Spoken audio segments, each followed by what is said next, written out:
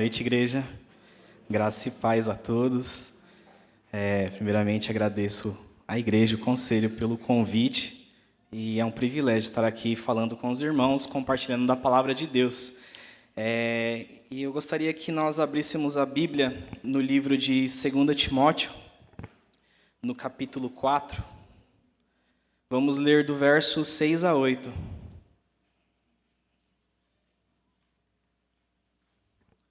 2 Timóteo 4, versos de 6 a 8. A palavra do Senhor diz assim: Quanto a mim, estou sendo já oferecido por libação, e o tempo da minha partida é chegado. Combati o bom combate, completei a carreira, guardei a fé. Já agora, a coroa da justiça me está guardada, a qual o Senhor, reto juiz, me dará naquele dia. E não somente a mim, mas também a todos quantos amam a sua vinda. Vamos orar novamente, igreja? Senhor Deus e Pai, nós te louvamos, Pai, por este momento. Apresentamos, Senhor Deus, a nossa vida, o nosso coração já diante de Ti. Que o Senhor Deus venha falar essa noite, que o Senhor Deus venha ministrar sobre o meu coração, sobre, Senhor Deus, o coração, Senhor Deus, dos meus irmãos, sobre, Pai, a Tua palavra, o quão doce ela é, o quão preciosa ela é, Senhor Deus, para as nossas vidas. Que o Senhor dê o verdadeiro discernimento, que o Senhor Deus venha iluminar, Pai, o nosso entendimento para que possamos compreender e aplicá-la, Pai, em nossas vidas. É o que nós te pedimos em nome de Jesus. Amém. Hoje é um dia especial, né? O Dia dos Pais. Estamos aqui todos reunidos. E pensando nessa palavra, pensando ao longo da vida, diversas coisas que nós enfrentamos, o tema dessa palavra é sobre certezas que todo cristão deve ter, com base nesse texto. Hoje, nós temos diversas coisas que ouvimos desse mundo, sobre certezas, sobre incertezas, na verdade, que nos são ensinadas. E essa palavra, quando nós lemos esse texto, é um texto bastante conhecido em momentos de irmãos que dormem, se despedem, e eles colocam muitas vezes esse texto para mostrar a completude da carreira.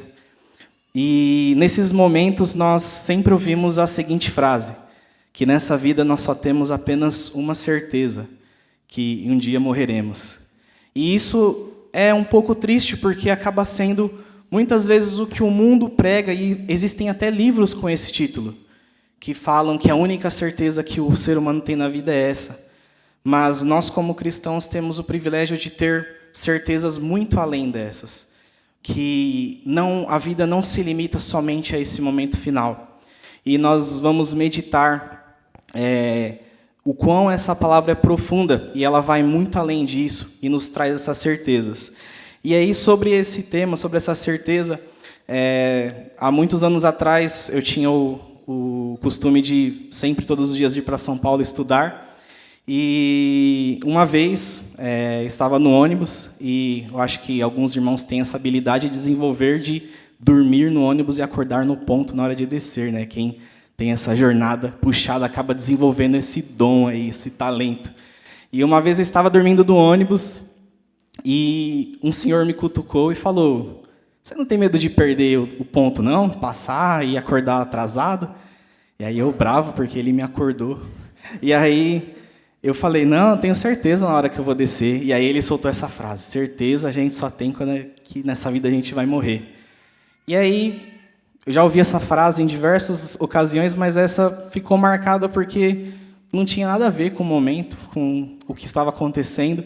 E a gente vê o quão a sociedade acaba tendo esse pensamento, essa visão do quão limitada é a vida, e muitas vezes as pessoas acabam se agarrando a esse tipo de promessa, que simplesmente a vida é isso, e eu vou viver ela de qualquer jeito, sem ter um propósito, sem ter uma certeza, um motivo para perseverar.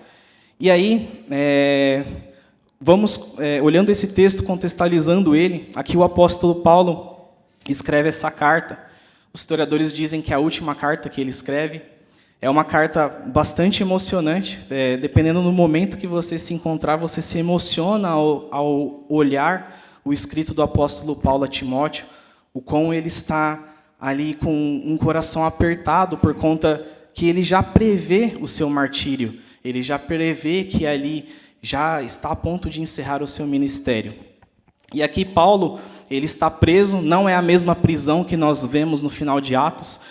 Aquela prisão que ele esteve no final de Atos foi uma prisão por motivos religiosos, mas dali ele foi liberto, continuou seu ministério, e aqui ele está preso por um motivo político.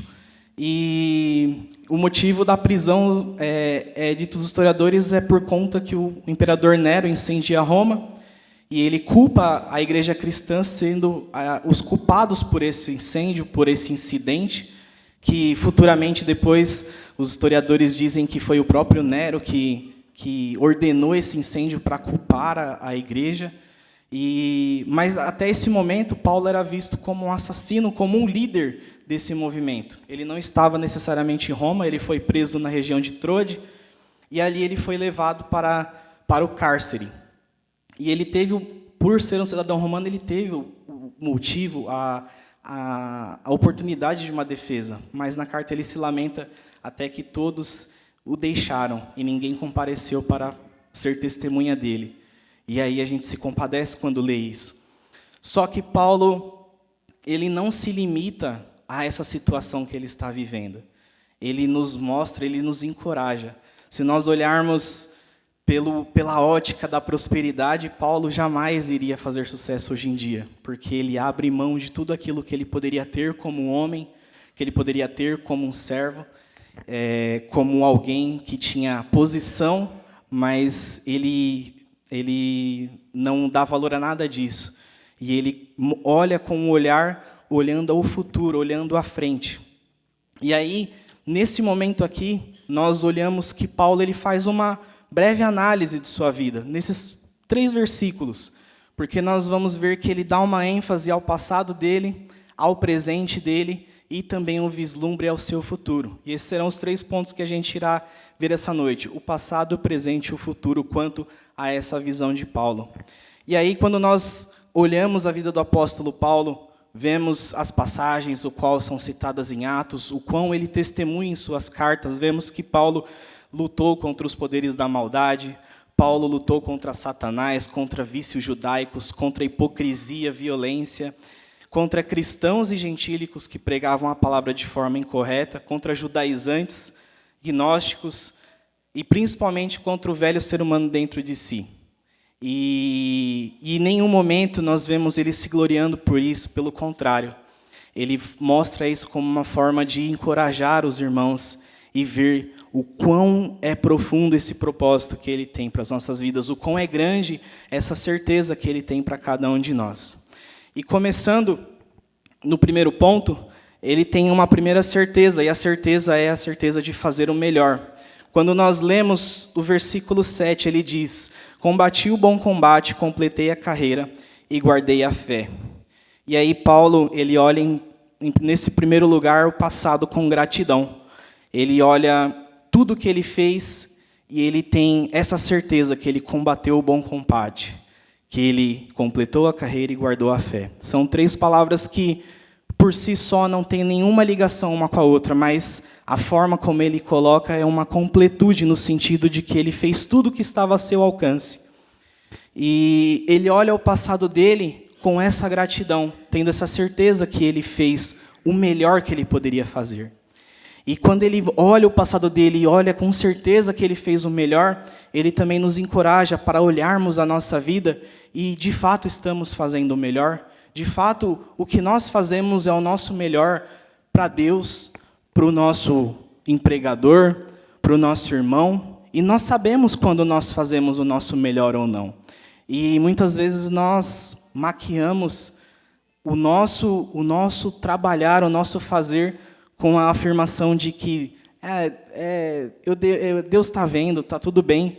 E quão terrível é isso, porque se Deus está vendo, e é por esse motivo que nós temos que cada vez mais dar o nosso melhor, no sentido de que entendermos que Deus está vendo e está satisfeito daquilo que estamos fazendo. E Paulo, ele pode-se dizer até a ousadia de dizer isso, que ele fez o que tinha que fazer. Ele não deixou nada passar batido daquilo. E ele não ficou se lamentando que ele poderia ter feito mais, ou ele poderia ter visitado tal região, ou, muito mais além disso, que ele não deveria ter, durante um período de sua vida, ter perdido ela em perseguição aos cristãos. Nós não vemos o apóstolo se lamentando pelas coisas que ele fez. Nós vemos o quão foi encorajador a vida dele, o quão foi forte o seu ministério no sentido de ter a certeza daquilo que ele viu quando ele foi confrontado com Cristo, quando ele estava viajando para Damasco e ele vê Cristo, e ele olha tudo aquilo que os antigos prometiam sobre a ressurreição, e ele testemunha com os olhos, e ele entende que aquilo era o propósito maior de sua vida, que era para aquilo que ele deveria viver, e ele abre mão de todos os seus caprichos, todas as suas posições que ele tinha, para poder buscar a essa completude desse ministério. Então, Paulo nos encoraja mostrando que nós temos que dar o nosso melhor, e quão é triste a vida do ser humano. Muitas vezes, se você perguntar para qualquer pessoa se você tem medo de morrer, a maioria vai falar que sim, e muitas vezes o motivo é porque ela não tem certeza se ela realmente fez aquilo que ela deveria fazer em vida, se ela conseguiu fazer tudo o que ela precisava, porque na maioria das vezes vai falar, não, tem muita coisa ainda para fazer, tenho muita vida para viver, tem muita coisa ainda para acontecer. E Paulo, ele mostra que ele completou a carreira, ele guardou a fé, ele combateu o bom combate, ele tinha certeza que ele fez tudo o que lhe foi imputado por Deus. E quão é triste o ser humano que não olha isso. Quando, ilustrando aqui, uns tempos atrás eu assisti o filme do Resgate do Soldado Ryan, acredito que muitos devem ter assistido, porque é um filme já antigo, e eu já vou dar spoiler, tá? E não é spoiler porque é um filme de 25 anos já, então não é tão novo assim. Mas o cerne do filme é o soldado, depois de anos que tudo aquilo aconteceu com ele, e ele é resgatado por outros soldados, e a ordem que o capitão dá antes de morrer fala, viva a sua vida. E aí ele recebe essa ordem quando ele está lá, já idoso, olhando no túmulo de todos os soldados que morreram ali, inclusive até para resgatá-lo. Ele tem no coração a dúvida e ele pergunta para sua família se ele viveu bem, se ele deu o melhor.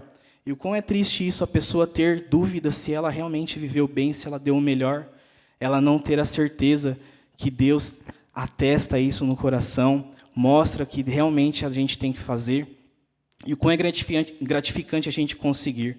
Então, que quando nós olhemos ao nosso passado, tenhamos a visão que Paulo teve, uma visão de gratidão, independente da circunstância que você tenha passado.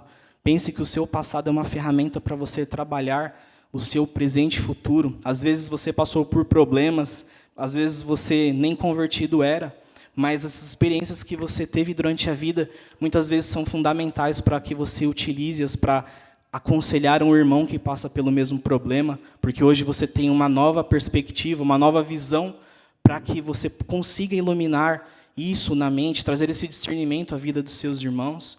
Então, o nosso passado ele deve ser uma ferramenta nesse sentido, para que não venhamos nos lamentar dele, mas olhá-lo com gratidão, independente das dificuldades, e termos a certeza de que tudo foi planejado pelo Senhor.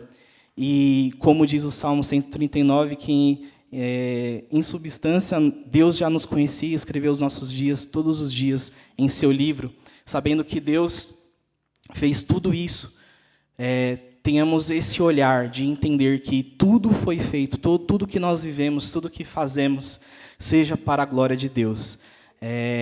E não fique se lamentando por isso, não tenhamos isso em nosso coração de nos lamentar que poderia fazer o melhor. Comece já a mudar essa mentalidade e fazer com que isso seja uma realidade hoje. E continuando, ele começa já falando do presente, e já o presente dele, no segundo passo, ele tem a certeza da missão cumprida até o fim, quando ele diz que ele já está sendo oferecido como oferta por libação, e o tempo da partida é chegado. e ele usa a palavra da libação, era um ritual dos sacrifícios. Quando havia o sacrifício do holocausto no altar, havia em seguida a oferta da libação, que, via de regra, ela era oferecida com bebidas caras, muitas vezes vinho, azeite, em alguns casos até era oferecido sangue, mas, via de regra, era essa bebida que trazia um aroma suave. E Hans Burke, um teólogo, diz que ele faz uma analogia perfeita quando ele coloca a sua vida como uma libação, como sendo esse complemento da oferta, pois ele entende que o holocausto, a oferta maior, é Cristo, e Paulo ele se derrama como essa oferta de libação na continuidade desse trabalho, na continuidade desse cumprimento do oferecer-se a Deus. E ele já entende que é o tempo dele, a sua partida. E ele compara a sua vida a isso. E isso nos também leva a pensar no nosso dia a dia, no nosso presente. A nossa vida tem sido essa libação a Deus, ou esse aroma suave do nosso viver a Cristo todos os dias, tem subido esse mesmo aroma suave, ao qual Paulo diz do seu presente, sobre ser uma libação, uma oferta de aroma agradável a Deus. Então, entendamos que nós somos todos os dias oferecidos como ovelhas ao matadouro, né? Todos os dias somos provados, somos tentados, mas ao entendermos que o que Cristo é em nós, o que nós somos chamados a ser e a fazer, a certeza dessa missão cumprida, de que é Ele quem vai cumprir essa missão, pois Ele é o autor da missão, Ele é quem determina ela, e Ele utiliza as nossas vidas para que ela seja cumprida, é algo tremendo. E Paulo, ele não se lamenta quando ele fala sobre a vida dele ser entregue por libação, porque em diversas outras passagens, Paulo ele fala que estar com Cristo é infinitamente melhor. Ele fala também que o viver é Cristo e o morrer é lucro. Ele traz em diversas passagens o quão ele queria estar com Deus, mas ele naquele momento entendia que ele tinha muito trabalho a fazer. E aqui ele já entende que ele cumpriu esse trabalho. Ele entende que o que ele tinha para fazer, Deus já tinha dado o cheque list total das coisas que teria atribuído a ele, e ele entende que o momento dele é partido. E quando ele fala sobre sua partida, ele utiliza a palavra do grego análisis, que tem 4 significados bastante profundos quanto o que se encaixa nesse contexto. O primeiro é que essa palavra tem a ligação com o aliviar de uma carga. Então, Paulo ele olha essa partida não no sentido que ele estaria sendo liberto da prisão, ele estaria livre para continuar ali, mas é uma partida muito além disso. Ele tinha já a ciência que ele seria morto, mas ele não se lamenta, ele não se desespera, e ele diz quanto a essa partida, essa análise que ele teria a partir do sentido de que a morte seria o descanso dele. E em Salmo 116:15 diz que preciosa aos olhos do Senhor a morte dos seus santos. Então ele tinha ciência disso, o quão seria precioso a sua partida, o quão é maravilhoso poder chegar neste momento da vida e entender que Deus está no controle, e sabendo, tendo certeza de que ele estava no caminho correto. A segunda ligação dessa passagem é sobre soltar um prisioneiro, era utilizada essa palavra partida. Mas essa soltura dele não seria simplesmente sair pela porta da frente e continuar ali o seu ministério. Ele entendia que era uma partida muito além daquilo, ele seria solto. Outra também que é sobre levantar o acampamento e deixar a tenda temporária para voltar ao lar, que ele entendia o quão temporário, o quão passageiro era a vida, e que ele estava prestes a partir, levantar ali o seu acampamento e seguir, ir ao lar daquele que o chamou.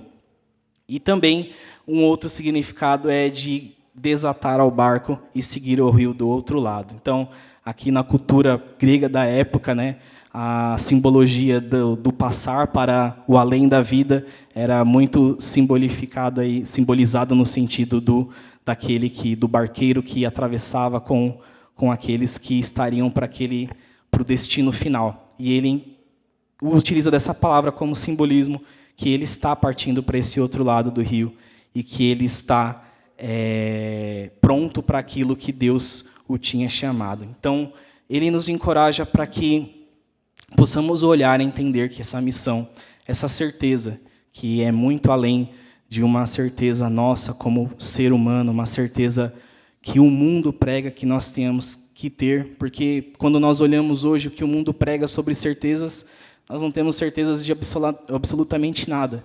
A cada dia, a cada matéria que é lançada, nós vemos que um alimento fazia mal, no outro dia faz bem, e vice-versa. A cada dia a ciência fala que tal vacina faz bem, outra faz mal e volta atrás. Não há certeza nenhuma das coisas que o mundo prega, mas as certezas que Deus revela no nosso coração, isso sim é verdade, isso é verdadeira certeza. E nessa certeza, ele tinha ali em si a prontidão para esse sacrifício, e que nos leva, nos encoraja a ter uma vida em libação a Deus, uma vida inteiramente entregue a Deus, uma vida devocional a Cristo.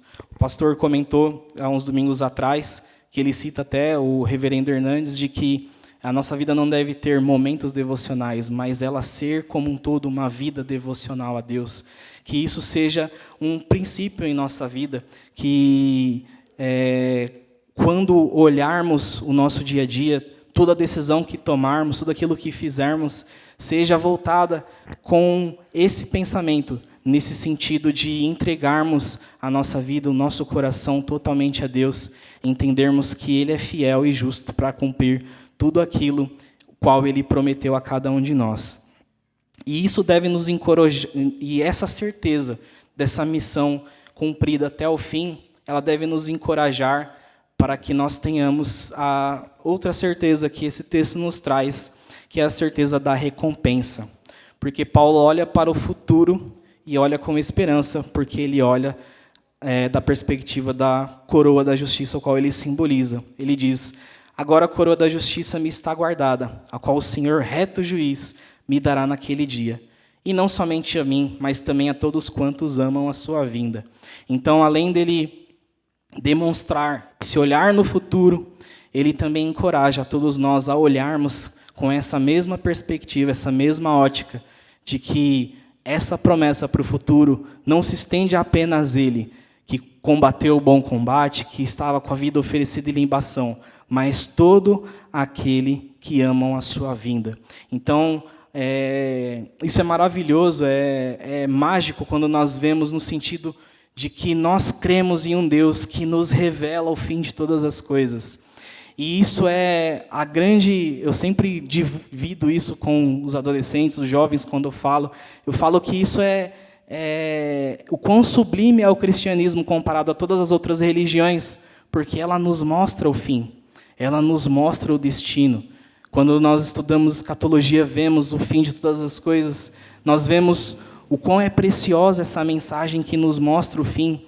E muito além disso, ela nos mostra como viver até esse fim, não no sentido de que o que fizermos seremos recompensados, porque Cristo pagou o preço. Cristo cumpriu aquilo que nós não somos capazes de cumprir.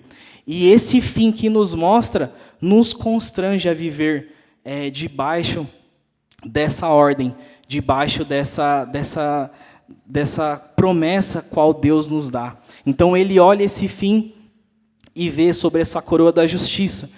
E ele utiliza da palavra coroa para até uma própria ligação quando ele fala sobre o combate, sobre a carreira, no sentido que era a premiação maior. Hoje nós vimos aí o encerramento das Olimpíadas, e o pessoal fala o quão privilegiado é aqueles que conseguem uma medalha. Aqui ele traz a simbologia da coroa, mas essa coroa é muito mais preciosa do que qualquer honraria que nessa terra nós poderíamos receber. Seja uma medalha olímpica, seja uma medalha de honra, o qual os soldados são condecorados. É uma coroa que é incorruptível, a traça, a ferrugem não corrói, e nós somos chamados a crer nessa promessa, a ter fé e ciência de que Deus coloca essa coroa diante de nós. E quando amamos a sua vinda, nós temos uma ligação no sentido de entender que essa promessa cabe a cada um de nós, por amarmos a sua vinda. E aí, diferente de todas as outras demais religiões que pregam que você tem que fazer isso para receber aquilo, nós temos esse privilégio de saber que receberemos isso. Não porque nós temos esse mérito, mas porque Cristo cumpriu e Ele nos deixou essa coroa da justiça. E o que Ele nos constrange a sermos é todos os dias sermos essa oferta a Deus, essa oferta de libação. Termos a certeza de que o nosso entregar a Deus não é porque nós queremos isso no final, nós já temos isso garantido, mas somos constrangidos a fazer isso, nos entregarmos a Deus, nós amarmos a sua vinda, porque é precioso e é verdadeiro o seu retorno. Nós olhamos hoje todas as notícias que acontecem, todos os caos que o mundo vive hoje, e toda vez que a gente vê uma notícia dessa, a gente vê o comentário em seguida: Jesus está voltando. E, de fato, são notícias tristes, mas notícias que nos encorajam e entendemos que a palavra de Deus está sendo cumprida. Em nenhum momento ela falha, em nenhum momento ela deixa de ser cumprida, e nós estamos testemunhando isso todos os dias. E quando Paulo ele escreve essa carta, ele quer encorajar, ele dá um testemunho à igreja, ele dá um testamento à igreja, de encorajar a igreja a continuar a viver, a entender a promessa que Deus deu, ao ministério que Deus chamou a cada um de nós, qual ele direciona ao jovem Timóteo, que dirigia já uma igreja, tinha seus problemas, suas limitações, enfermidades, mas Paulo o encoraja, e ele encoraja também a todos aqueles que amam a sua vinda. E o quão isso é maravilhoso, o quão isso é precioso, porque domingo após domingo nós somos encorajados para vivermos uma semana em santidade, em entrega, em derramarmos a nossa vida diante de Deus, confiarmos que o que Ele prometeu vai se cumprir, entendermos que vai se cumprir porque foi Ele que prometeu, não foi um homem. E aqui ele diz que o reto juiz dará. E aí ele faz essa analogia de ser um reto juiz, porque o quão é corrupto o entendimento e a justiça humana. C.S. Lewis ele faz uma analogia de que o homem, ele muitas vezes quer comparar a Deus a um homem, quer muitas vezes dizer que Deus é mau porque as coisas acontecem no mundo, mas Deus ele não pode jamais ser comparado à limitação que o homem tem ou o caráter que o homem tem. É a mesma coisa de você comparar uma linha reta com linhas tortas. Mas Deus ele é uma linha reta que é íntegra e não pode ser comparada a nenhuma das outras linhas tortas que somos nós. E Ele, sendo esse reto juiz, aquele que tem toda a plenitude de santidade, Ele é quem irá nos julgar. E o quão é precioso ser julgado por esse reto juiz, o qual não há falha, e recebermos dele a coroa da justiça. O quão é tremendo isso. Muitas vezes a gente fica feliz por ser elogiado por alguém que a gente gosta, ou até quem a gente não gosta. A gente recebe muitas vezes um elogio por algo que a gente fez, mas aqui é uma promessa de ser elogiado pelo Criador de todas as coisas, de receber um prêmio daquele que fez todas as coisas, que te fornece o ar que você respira, que te dá a saúde, que faz com que o seu coração não pare neste momento, que sustenta todas as coisas. E como é precioso essa visão que Paulo tem de chegar neste dia e entender que o reto juiz, o Criador, ele olha para você e diz que toque a sua coroa. Então, o quanto isso deve nos encorajar, o quanto temos que amar essa mensagem, o quão nós temos que amar a vinda de Cristo, para que todos os dias o nosso coração se ligue à vontade de Deus e entenda todos os propósitos que ela tem sobre as nossas vidas. E aqui, essa analogia ele traz, nós fazemos essa analogia de presente, passado, futuro, e Deus é um Deus eterno que age nessas três instâncias.